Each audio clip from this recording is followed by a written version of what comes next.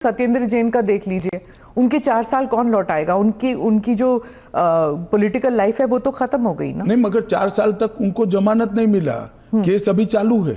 हाँ, तो पर उसके बाद सीबीआई का जो रिपोर्ट है वो कोर्ट ने एक्सेप्ट कर लिया ना। आप भयंकर भ्रांति में हो।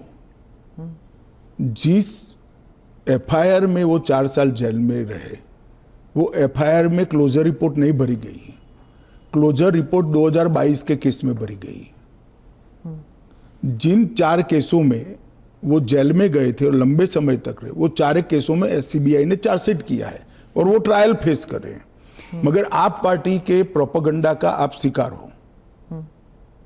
सत्येंद्र जैन जी को जिस केसों में लंबा समय जेल में रहना पड़ा, वो सारे के सारे केसों में चार्जशीट हुआ है और वो ट्रायल फेस कर रहे हैं। और अरविंद केजरीवाल जो थे, उनका भी ऐसे ही हुआ था, बेल मिला और फिर उसके बाद वो वापस आ गए। क्या यही होने वाला है हर नॉन बीजेपी चीफ मिनिस्टर के साथ? तो आप मुझे एक बात का सवाल जवाब दीजिए। नॉन बीजेपी बीजेपी छोड़ दीजिए, दोनों के लिए समान कानून है। परंतु किसी ने भी जेल से सरकार चलानी चाहिए क्या? आजादी से अब तक कई सारे नेता जेल में गए, कई सारे मुख्यमंत्री भी गए, मंत्री भी गए, और सबने इस्तीफा देकर जेल में गए। अभी अभी एक ट्रेंड शुरू हुआ कि जेल में जाने के बाद भी इस्तीफा नहीं देना। ढेर सारे ऐसे लोग हैं जिन्होंने इस्तीफा दिया।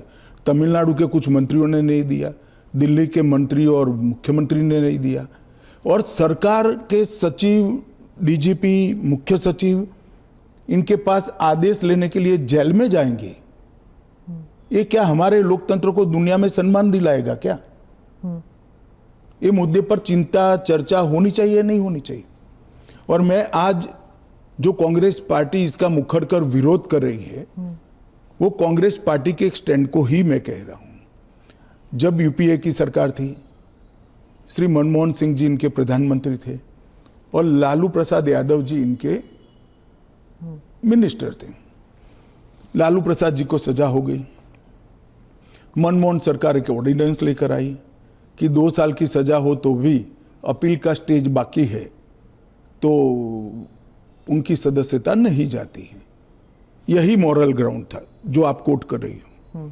तो एक ऑर्डिनेंस लेकर आए कि हम इसको बदल दे रहे हैं। ऑर्डिनेंस से बदलने का कैबिनेट ने प्रस्ताव भी किया। यही श्री राहुल गांधी इसको कंप्लीट नॉनसेंस कहकर सार्वजनिक रूप से प्रेस कॉन्फ्रेंस में फाड़े थे ऑर्डिनेंस को। और देश की कैबिनेट ने और देश के प्रधानमंत्री ने जो फैसला लिया था, उनकी पार्टी के ही प्रधानमंत्री ने जो फैसला लिया था, उसका मॉरल ग्राउंड पर उन्होंने मखौल उड़ाया था। और मनमोहन सिंह एक सॉरी फिगर बनकर रह गए थे पूरी विश्व के सामने। आज वही राहुल गांधी बिहार में सरकार बनाने के लिए सजा हो गई, वो लालू प्रसाद जी को गले मिल रहे हैं। ये ड्यूअल स्टैंडर्ड नहीं है क्या? ये शोभा देता है क्या? 3 चीजों से ये सारे आरोप खारिज हो जाते हैं। एक तो प्रधानमंत्री जी ने स्वयं अपने आप को इसमें डाला है। एक जमाने में कांग्रेस 39वां संविधान, प्रधानमंत्री ने डाला है, पहले नहीं थे क्या प्रधानमंत्री?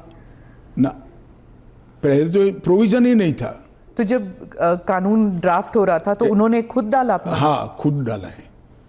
पहले 39वां जो संशोधन था, इसमें इंदिरा जी उपराष्ट्रपति, राष्ट्रपति के साथ साथ खुद को भी इनके खिलाफ कोई वैधता नहीं रहती है चुनावी मुकदमों का, एक संविधान संशोधन लेकर आई थी। वो खैर कांग्रेस पार्टी और श्रीमती इंदिरा गांधी की नैतिकता का सवाल है। नरेंद्र मोदी जी अपने खिलाफ खुद संविधान संशोधन लेकर आए हैं कि प्रधानमंत्री भी जेल में जाएगा तो उसको इस्तीफा दे देना पड़ेगा। पर इससे एक एक्स्ट्रा जुडिशियल पावर कह लीजिए, जो भी एक अधिकारी को नहीं मिल जाता कि प्रधानमंत्री से भी ज्यादा सीनियर हो जाता है वो? जी, आप ऐसे बात करिए जिसमें जैसे इस देश में कोई कोर्ट ही नहीं है।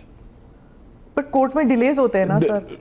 ये कानून आने के बाद नहीं होंगे, क्योंकि कोर्ट को तुरंत इंटरवीन करना पड़ेगा। किसी चुने हुए प्रतिनिधि को खारिज करने का प्रावधान हुआ है।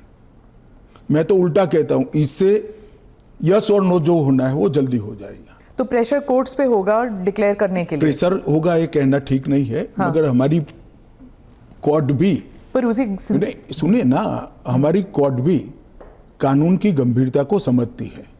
जब 30 दिन के बाद पद छोड़ना है तो वो उसके पहले इसका फैसला करेगी कि बेल मिलना चाहिए या नहीं मिलना चाहिए। हाईकोर्ट में जब केस गया कि श्री केजरीवाल जेल में है, तब उनको वहां से इस्तीफा देने चाहिए। एक पब्लिक इंटरेस्ट लिटिगेशन फाइल हुआ।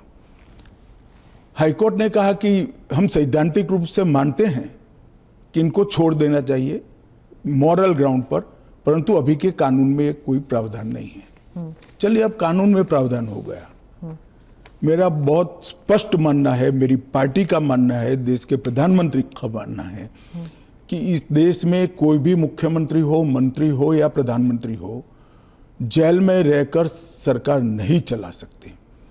पहले भी कई लोगों ने मॉरल ग्राउंड पर इस्तीफा दिया है। लाल कृष्ण अडवाणी जी ने दिया था, येदुरप्पा जी ने दिया था, ईश्वरप्पा जी ने दिया था, जॉर्ज फर्नांडिस जी ने दिया था। कई सारे लोगों ने मॉरल ग्राउंड पर इस्तीफे दिए हैं। कोई जेल में जाकर सरकार नहीं चलाई। इवन हेमंत सोरेन ने दिया था रिसेंट पास्ट में। जब वो छूट कर आए तो फिर से मुख्यमंत्री बन गए। अब इसका हमने कानूनी प्रोविजन किया है, क्योंकि जब पहले कानून बने होंगे, संविधान बना होगा, तब संविधान निर्माताओं ने ऐसी निर्लज्जता का कल्पना नहीं करा होगा कि कोई भी मुख्यमंत्री जेल में जाएगा और अंदर से मुख्यमंत्री बना रहेगा। खैर, अब ऐसी घटनाएं हुई है रिसेंट पास्ट में, तो हमें हमारी नैतिक मूल्यों के स्तर को गिरने नहीं देना चाहिए। एक कानून नैतिक स्तर के मूल्यों को एक आधार देगा और इससे हमारा लोकतंत्र निश्चित रूप से मजबूत होगा।